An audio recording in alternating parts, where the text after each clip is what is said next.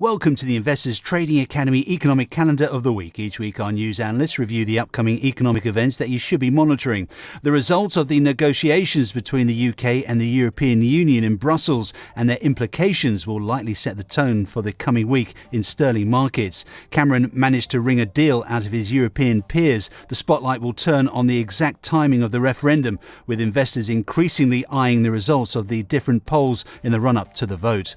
Against that backdrop, investors will be closely watching Tuesday's testimony from Bank of England Governor Mark Carney and his colleagues in the Monetary Policy Committee before the Treasury Select Committee. BOE Chief Economist Andrew Haldane is also expected to deliver a speech later that same evening.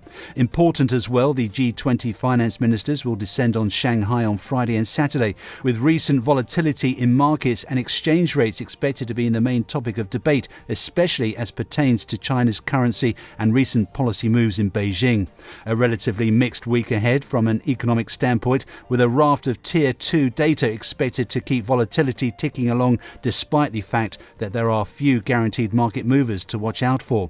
Of particular importance will be the release of the Eurozone PMI readings on Monday, which, set against a backdrop of stumbling growth levels, will be crucial to gauging ECB growth concerns ahead of their March meeting.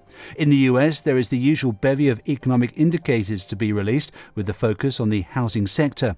The only data of note in China are the January estimates of home prices released on Friday. The week kicks off with the National Activity Index and the market flash estimates of marketing activity in US, Japan and Europe. On Tuesday in the US, the Case-Shiller Home Price Series is issued alongside consumer confidence, existing home sales and the influential Richmond Federal Reserve Index. The annual growth rate of home prices may have edged up from 5.8% to 5.9% in December, but consumer confidence may have fallen from 98.1 to 97.3 in February. The home sales may have eased by 1.5% in January. On Wednesday, data on home sales is issued, and just like existing homes, sales may have fallen in January, down 4% after a near 11% gain in December. In the US, on Thursday, the estimates on durable goods orders, a proxy for business investment, are released together with the usual weekly data on new claims for unemployment and FHFA home price series. And on Friday in the US, the second preliminary estimate of economic growth is released, with personal income and spending data and consumer sentiment. US economic growth slowed to 0.7% in the December quarter, and the Federal Reserve's preferred inflation estimate is contained in the personal income release.